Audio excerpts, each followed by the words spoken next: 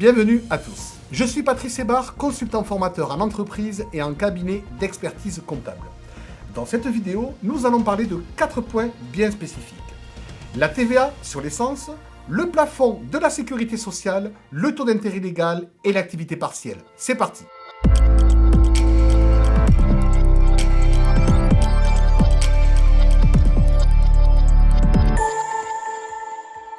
La TVA sur l'essence. La question est, combien pouvez-vous déduire en 2021 ?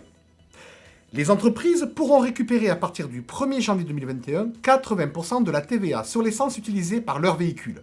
Actuellement, les entreprises peuvent déduire la TVA sur l'essence à hauteur de 60%, qu'elle soit utilisée dans une voiture particulière ou un véhicule utilitaire.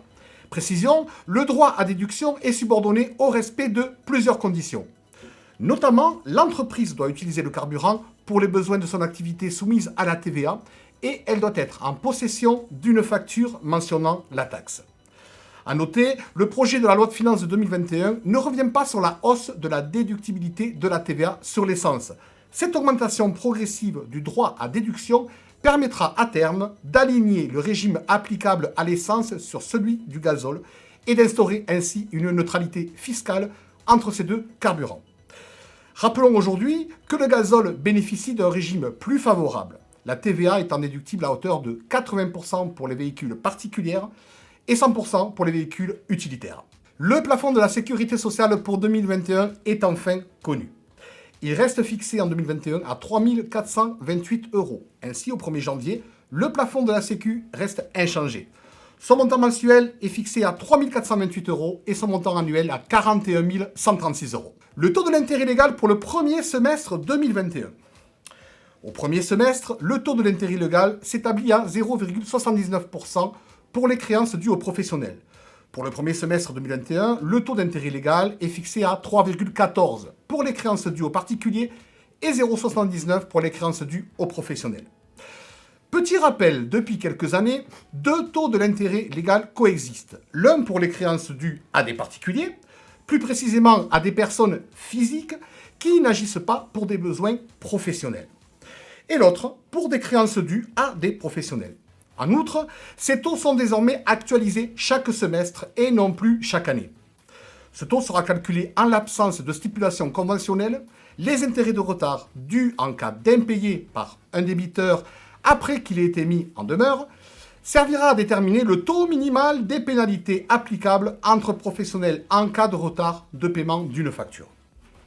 Ce dernier taux, qui doit être mentionné dans les conditions générales de vente, ne peut être inférieur à 3 fois le taux de l'intérêt légal, soit 2,37 à partir du 1er janvier 2021.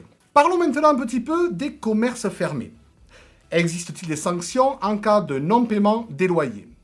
Eh bien non. Pas de coupure. Les fournisseurs ont l'interdiction d'interrompre ou de réduire, d'une part, la distribution d'eau et d'énergie aux commerces affectés par une mesure de police administrative au motif qu'ils n'auraient pas payé leurs factures pendant la période protégée. Là, on parle de factures d'eau et d'électricité, mais également au niveau des loyers. Les commerces qui ont été ou qui sont encore ou contraints de rester fermés en raison de la crise sont à l'abri d'éventuelles sanctions de leurs bailleurs lorsqu'ils ne paient pas leur loyer. Une explication. Comme au printemps dernier, les pouvoirs publics sont venus protéger les entreprises dont l'activité est affectée par une mesure de police administrative, qui a été prise bien entendu dans le cadre au deuxième confinement et qui ne peuvent pas payer leur loyer. Sont avant tout concernés les établissements qui reçoivent habituellement du public et qui ont été ou qui sont encore dans l'obligation de rester fermés. Ainsi, dans ce cas, leur bailleur est soumis à l'interdiction de leur appliquer des pénalités financières, des intérêts de retard ou des dommages-intérêts. Il ne peut pas non plus les poursuivre en justice, résilier le bail ou agir contre les personnes qui se sont portées caution du paiement de leur loyer. Sachant qu'un décret, pas encore prévu à l'heure où je vous parle aujourd'hui, doit encore préciser les entreprises qui pourraient ou qui peuvent bénéficier de cette protection en termes notamment de seuil d'effectifs et de perte de chiffre d'affaires.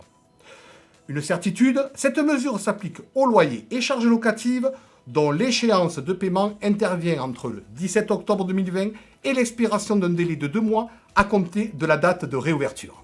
C'est tout pour cette vidéo. N'oubliez pas de vous abonner et d'activer les notifications pour ne pas perdre une miette des minutes conseils. À très bientôt.